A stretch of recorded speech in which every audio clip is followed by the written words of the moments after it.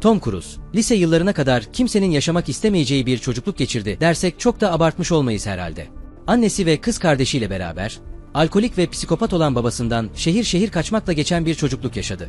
Evin tek erkeği olması onu çocuk yaşta evin reisi konumuna getirmişti. Kendisi ağır bir disleksi hastasıydı ve bu yüzden gittiği okuldan nazik bir şekilde atılmıştı. Sürekli oturdukları evi değiştiren, mahalledeki çocuklarla kavgalı, hırçın bir çocukluk geçirmişti.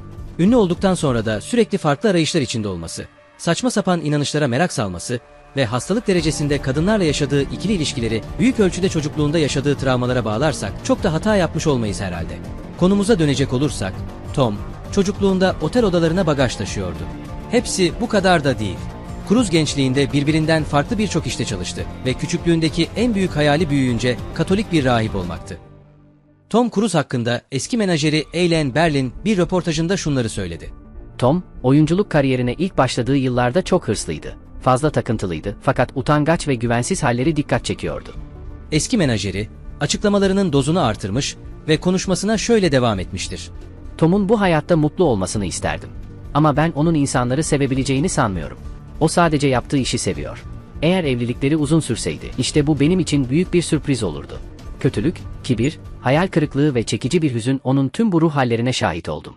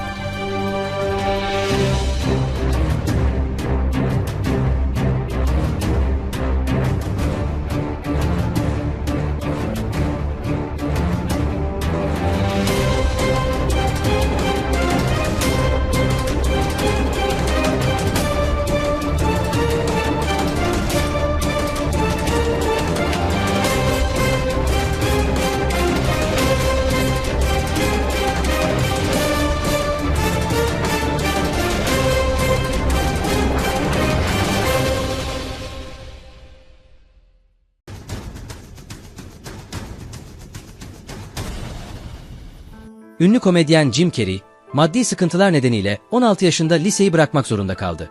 Kardeşleriyle beraber fabrikalarda yerlerden tuvaletlere kadar temizlik işi yapıyordu. Boş zamanlarının çoğunu aynaya bakarak ve farklı mimiklerle kendisiyle konuşarak geçirdiğini söyleyen Carrey, komikliğini bu zamanlarda keşfettiğini ve artık fırsat buldukça stand-up gösterisi yapmak istediğini söylemiştir. Çocukluğunda yalnız olmasının sebebinin tamamen kendisinden kaynaklandığını belirten Jim Carrey, okulu bıraktıktan sonra aktif ve çalışkan bir öğrenciden, kimseyi tanımak ve kimseyle arkadaş olmak istemeyen birine dönüştüğünü itiraf etti. Jim Carrey'nin ailesi, o zamanlar gerçekten de zorlayıcı maddi sıkıntılarla karşı karşıya kalmıştı. Ünlü aktör bir dergiye verdiği röportajda bir dönem parasal sıkıntı çektiklerini ve 8 yıl karavanda yaşamak zorunda kaldıklarını söyledi. Stand-up gösterilerinden birisinde Carrey, birçok insan bunu bilmez ancak 14-15 yaşlarında babam işini kaybetti ve bir karavanda yaşamak zorunda kaldık. Kanada'da yaşıyorduk ve bu süreci sanki kampa gidiyormuşuz gibi düşünerek eğlenceli bir hale getirmeyi başarabilmiştim diyor. Henüz acemiyken Comedy Store adlı bir dükkanda verdiği stand-up gösterisinde rezil rüsva olduğunu anlatan fakat kalabalığın ondan nefret etmesine rağmen sahneyi 2 saat boyunca inatla terk etmediğini, en büyük alkışı sahneden ineceğini belirttiği zaman aldığını söyleyen Jim Carrey, gösterinin sonunda seyircilerin ona sandalyeleri fırlatmaya başladığını da belirtti. Carrey, o gün yaşanan olayların ardından arabaya binip eve gidinceye kadar ağladığını söylüyor. Fakat Carrey her zaman yeteneğine güveniyordu ve vazgeçmeye hiç niyeti yoktu. 2 yıl sonra bir daha denedi ve bu kez başarılı oldu. Stand-up gösterileri yapmaya başlayınca televizyon ve sinema dünyası da onu keşfetti. Neyse ki Jim Carrey için bu sefalet dolu zor günler artık sona ermişti ve göstermiş olduğu başarılarının ardından kendisine 13,4 milyon dolar değerinde sahil kenarında bir malikane satın alarak yaşam kalitesini tamamen değiştirdi.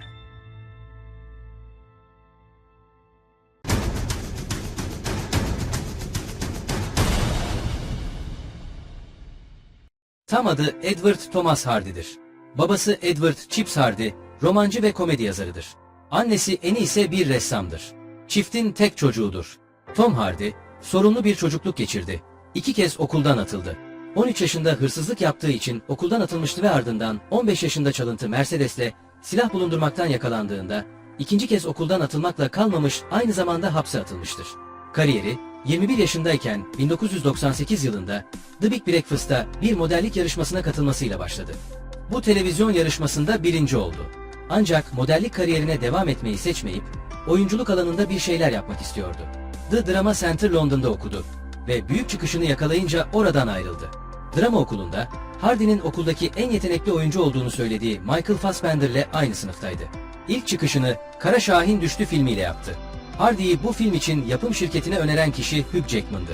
HBO savaş draması mini dizisi Band of Brothers'taki rolüyle biraz daha tanınır hale geldi. 20'li yaşlarının başından ortalarına kadar alkol ve kokain bağımlılığıyla mücadele etti. Hem Star Trek serisinde hem de Batman serisinde kötü adamı oynayan tek oyuncudur. Oyunculuk idolü, 4 filmde birlikte çalıştığı Gary Oldman'dır. Star Trek, Nemesis'in gişelerde başarısız olmasıyla kariyeri sona ermiş gibi görünüyordu. Alkole ve kokaine yöneldi ve raydan o kadar çıktı ki, profesyonel bir yardım almadan işin içinden çıkamayacağını anlayınca 2003 yılında Londra'nın halka açık bir rehabilitasyon merkezine müracaat etti. Rehabilitasyon başarılı olmuştu ve Tom Hardy o zamandan beri bu kötü alışkanlıklardan uzakta kalmayı başarabilmiştir. Bir kaza geçirmediği, hapse girmediği veya ölmediği için şanslı olduğunu söyleyen Hardy, hayatının bu dönemlerindeki bağımlılıkları ve davranışları konusunda kimseden çekinmediğini ve saklanacak bir şey olmadığını söylemiştir. 2011'de yaptığı röportajda, Gary Oldman benim mutlak ve eksiksiz kahramanımdır. Evet, o lanet olası kral adam. Ona bakıyorum ve kendi jenerasyonum için de ben böyle olmak istiyorum. Aynı kaliteye sahip olmak istiyorum. O inanılmaz biri dedi. Filmlerdeki kötüleri her zaman kahramanlardan daha çok sevdiğini dile getiren Hardy, bir demecinde kötü adamlar, çoğunlukla sıkıcı olan başrol kahramanlardan çok daha ilginç dedi. Bir mutfak kazası nedeniyle kazara sağ elindeki küçük parmağı bıçakla kestiği ve tendonunun zarar görmesi nedeniyle serçe parmağı kalıcı olarak bükülmüş durumdadır. Neden oyunculuğa yöneldiği sorulduğunda ise Hardy, sonunda yapabileceğim başka bir şey yoktu. Kafam meşguldü ve sıkıcı bulduğum şeyleri gerçekten yapmak istemiyordum. Dikkatimi çeken tek şey oynamak, eğlenmek ve manipüle etmekti. Her zaman bir yalancı oldum. Her zaman insanları manipüle edebildim. Bu şekilde neredeyse istediğim her şeyi alabiliyordum. Aslında bu konuda oldukça iyiyim diye cevap verdi. Hardy, 1999 yılında Sarah Ward ile evlendi. Ancak evlilik 2004 yılında boşanmayla sonuçlandı. Kız arkadaşı olan Rachel Speed ile 2004'ten 2009'a kadar birlikte oldu. Ve bu birlikteliklerinden bir oğulları var.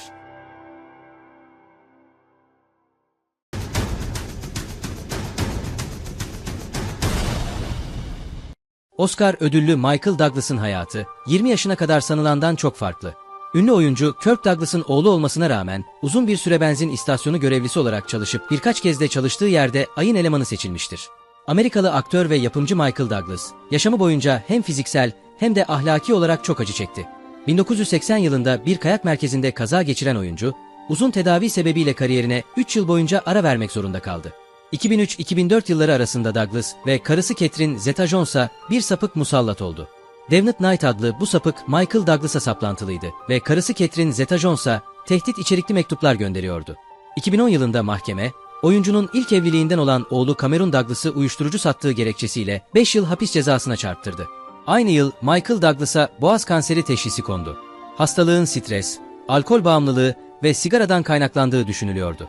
Douglas bir yıldan daha az bir sürede zorlu bir süreç sonrası kanseri yenmeyi başardı. 2013 yılında 13 yıldan fazladır birlikte olduğu Catherine Zeta-Jones'tan boşanacağını açıkladı. Kararının nedeni, Catherine'in bipolar bozukluğu yüzünden depresyon yaşamasıydı. Ancak barıştılar ve halen evliler.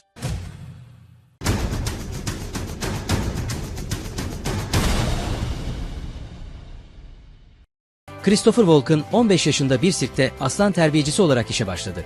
Kesinlikle bu listedeki en ilginç işlerden biri bu diyebiliriz. Neyse ki yara almadan kurtuldu ve sanat dünyasına birbirinden güzel çalışmalar bıraktı. Oyunculuğa halen devam ediyor.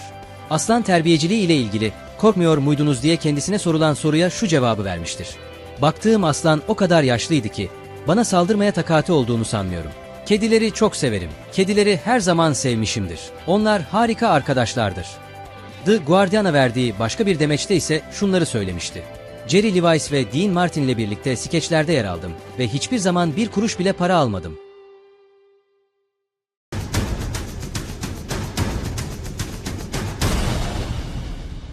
Gladiator ve Akıl Oyunları filmlerindeki unutulmaz rolleriyle tanınan Russell Crowe, Bir zamanlar müzik kariyeri peşinde koşan ve bir gece kulübünde DJ'lik yapan sıradan bir vatandaştı.